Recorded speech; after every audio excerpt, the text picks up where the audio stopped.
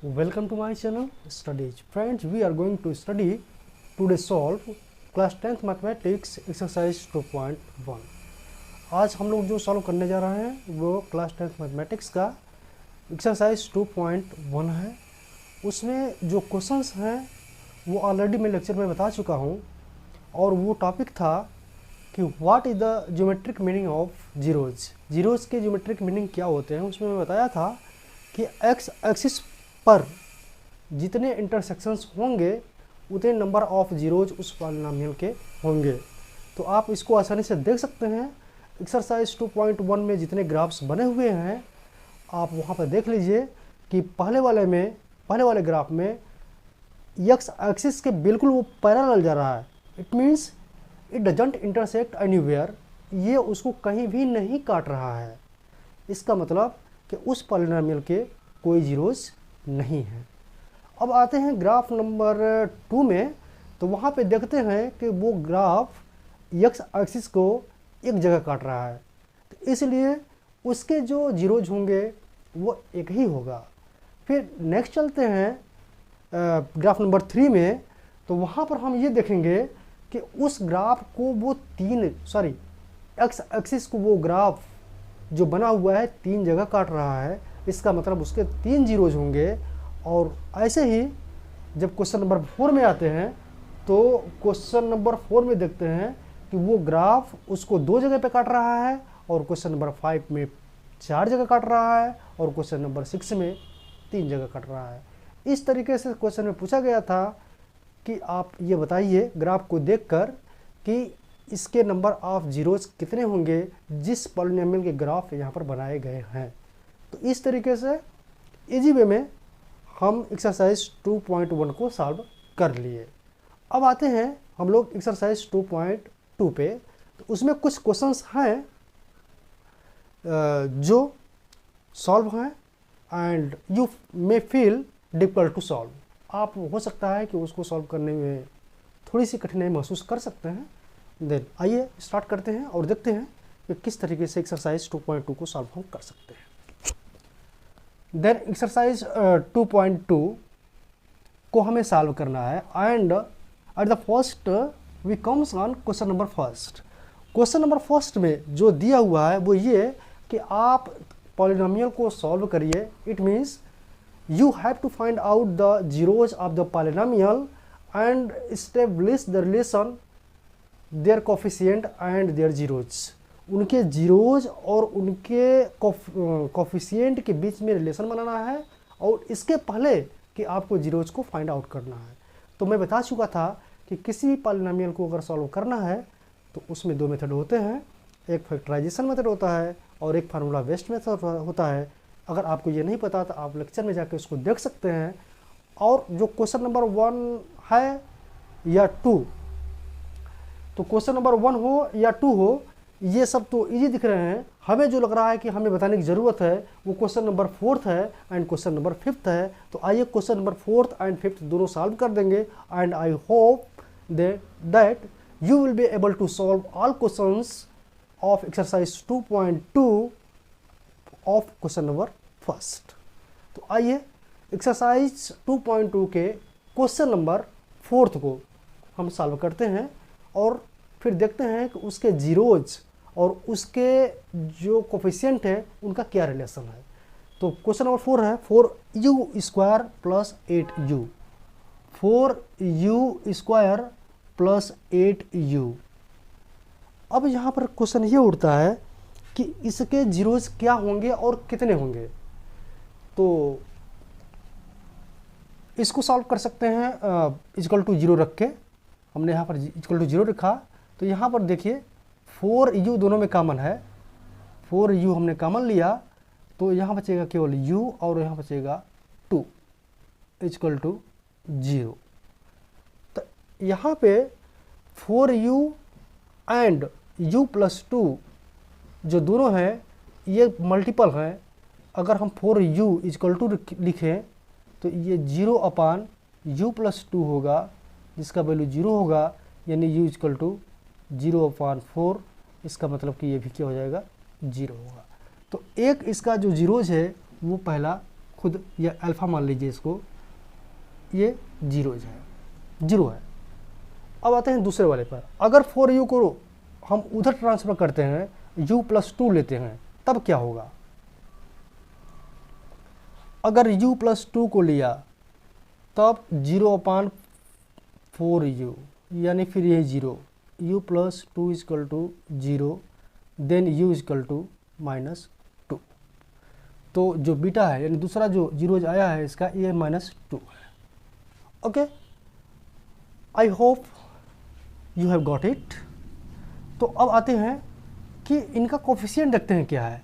तो देखिए, ये अपने स्टैंडर्ड फॉर्मेट में नहीं है, यहाँ पर हम लिख सकते हैं इसको 4u² + 8u + 0 × c = 0।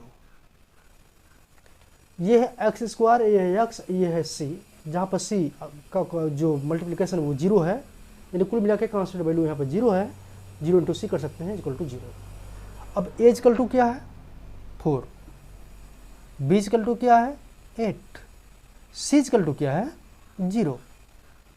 और रिलेशन तो आपको बताए हैं, लेक्चर में आप देख सकते हैं उसको, कि अल्फ़ा + बीटा = -b/a होता है।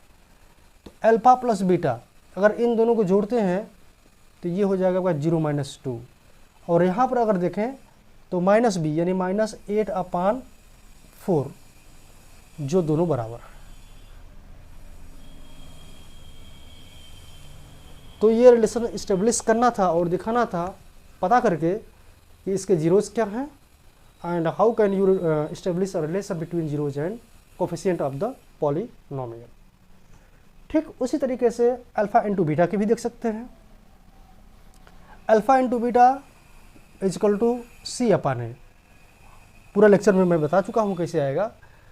तो ये आपका होगा 0 × -2 = c, c का मतलब 0/4। तो इस केस में 0 = 0, ये भी प्रूफ हो गया। अब आते हैं क्वेश्चन नंबर 5 पे, और उसमें है t² - 15, t² - 15 = 0। You can write here t² = 15 and t = ±√15। Okay, क्योंकि जब हम 15 के बस स्क्वायर रूट निकालेंगे तो वो प्लस में भी आएंगे और माइनस में भी आएंगे, यानी इसका एक जो जीरोज होगा वो आपका होगा माइनस या +15 और दूसरा होगा -√15। अब आते हैं इनके रिलेशन की बात करते हैं। तो देखिए यहाँ पर क्या है, यहाँ पर इनको लिखा जा सकता है t² माइनस x वाला टर्म गायब है, यानी 0 × t कर सकते हैं, फिर -15 = 0, यानी ax² + bx + c = 0। Now a = 1, यहाँ पर कोई कोफिशिएंट नहीं है तो 1 है। अब b = आप देख सकते हैं कि -0, जबकि 0 ± कोई मायने नहीं रखता, तो आप 0 करिए एंड c = -15 करिए और फिर रिलेशन बनाइए और देखिए क्या होता है। आप जानते हो कि अल्फ़ा + बीटा = होता है -b/a। ओके, तो अल्फ़ा + बीटा = -b/a। अल्फ़ा आपका कितना है +√15 और बीटा कितना है -√15 = b कितना है 0 -0/a, यानी ये 0 हो जाएगा = 0। ये प्रूव्ड हो गया। ठीक उसी तरीके से अल्फ़ा × बीटा = आपका होगा c/a। तो अल्फ़ा क्या है +√15 एंड बीटा क्या है -√15। तो ये इक्वल होना चाहिए c/a के, यानी -15/1 के। तो क्या ऐसा है, अगर इसका मल्टीप्लिकेशन करेंगे तो स्क्वायर रूट तो हट जाएगा, लेकिन प्लस माइनस माइनस आएगा और इधर भी -15 आ रहा है, यानी बोथ आर सेम। तो इस तरीके से हमने इस्टेब्लिश कर दिया है relation between coefficient and zeros of polynomial. तो इस तरीके से हमने संबंध स्थापित किया जो उसके कोफिशिएंट हैं और उसके जो जीरोज हैं, मतलब जो उसके रूट्स हैं, मूल हैं वो, और जो कोफिशिएंट है गुणांक उसके रिलेशन को। ओके, तो इस तरीके से क्वेश्चन नंबर आपका फर्स्ट यहीं पर फिनिश होता है। And I hope the remaining questions will be solve by you easily. और मैं ये आशा करता हूँ कि आपके द्वारा जितने भी और क्वेश्चंस रिमेनिंग हैं, क्योंकि हमें ये लगा कि ये दोनों शायद आप you may feel difficult to solve it, आपको कठिनाई महसूस हो सकती है, इसलिए मैंने इसको सॉल्व कर दिया। अब आते हैं क्वेश्चन नंबर 2 पे, और क्वेश्चन नंबर 2 में देखते हैं कि क्या है। क्वेश्चन नंबर 2 में कहा गया है कि अगर जीरोज दिए हैं then you have to find out the polynomial. अगर आपको जीरोज दिए गए हों तो आप पॉलिनोमियल कैसे फाइंड आउट कर सकते हैं। तो उसमें लेक्चर में मैं बता चुका हूं कि if you have zeros and you are to find out the polynomial, you can find out it easily. आप इसे आसानी से प्राप्त कर सकते हैं अगर आपके पास जीरोज हैं। आपके पास फार्मूलाज होते हैं। एक फार्मूला है कोई भी किसी वेरिएबल में लेना है, सपोज दैट आपको एक्स स्क्वायर के वेरिएबल में लेना है, तो x square plus alpha plus beta x plus alpha into beta equal to 0। तो यहाँ पे एक फार्मूला बनता है कि अगर अल्फा और बीटा की वैल्यू जीरोज दिए हुए हैं तो इस फार्मूले पे हम x square minus alpha plus beta into x plus alpha into beta equal to 0 पे रख के किसी भी जीरोज के पॉलिनोमियल को हम निकाल सकते हैं। तो आइए हैं क्वेश्चन नंबर 2 में देखते हैं कि किस हम लेते हैं क्वेश्चन नंबर 2 का 2, क्योंकि it feels me to refer. आपको लग रहा है कि क्वेश्चन नंबर फर्स्ट जो है, हमें लग रहा है कि अगर क्वेश्चन नंबर 2 सॉल्व कर देते हैं तो क्वेश्चन नंबर फर्स्ट आप उसको सॉल्व कर लेंगे। तो आइए, अल्फ़ा की वैल्यू दिया है आपका क्वेश्चन नंबर 2 में, अल्फ़ा की वैल्यू दिया हुआ है √2 एंड बीटा की वैल्यू दिया है 1/3 दिया हुआ है। ओके, तो आपको बनाना है पॉलिनोमियल। तो रखिए x square minus alpha plus beta, उन दोनों को जोड़ेंगे तो कितना आएगा, यहीं पर जोड़ दीजिए, चाहे बाहर से जोड़ दीजिए, कहीं से जोड़ के आपको रखना है और फिर गुणा करिए उसका, √2 इंटू 1/3 इजकल टू 0। जब इसको हम जोड़ेंगे तो एक्स स्क्वायर माइनस अपान 1 करके जोड़ेंगे तो ये आ जाएगा 3√2 plus 1/3 x plus √2/3 equal to 0। आप देख रहे हो कि यहाँ पर 3 डिनोमिनेटर में है, तो आप पूरे टर्म्स में बोथ साइड्स 3 से मल्टीप्लिकेशन कर दो तो आपका हो जाएगा 3x स्क्वायर माइनस, ये यहाँ पर 3 से मल्टीप्लाई करेंगे तो 3 से 3 कैंसिल हो जाएगा, बचेगा आपका 3√2 plus 1x plus √2 equal to 0। तो अगर ये जीरोज मिला है तो ये इसका पॉलिनोमियल है। तो क्या ये पॉलिनोमियल जो है, क्या इस पॉलिनोमियल से हम जीरोज निकाल सकते हैं? हाँ, कर सकते हैं, लेकिन एक क्वेश्चन करने के बाद, पहले एक क्वेश्चन कर लेते हैं और इसके बाद हम देखते हैं कि किस तरीके से इसी से या उससे हम निकाल सकते हैं। 3x square minus 3√2 plus 1x plus √2 equal to 0, ये आपका इक्वेशन है और इसे आप राइट डाउन करिए या स्क्रीनशॉट लीजिए और फिर हम चलते हैं नेक्स्ट क्वेश्चन की तरफ। हमें लगता है कि क्वेश्चन नंबर 2 का अब हमें क्वेश्चन नंबर 5 को सॉल्व करना चाहिए और इसी फार्मूले पे हम सॉल्व कर सकते हैं। X square minus alpha plus beta x plus alpha into beta equal to 0, जहाँ पे अल्फ़ा की वैल्यू -1/4 है एंड बीटा की वैल्यू 1/4 है।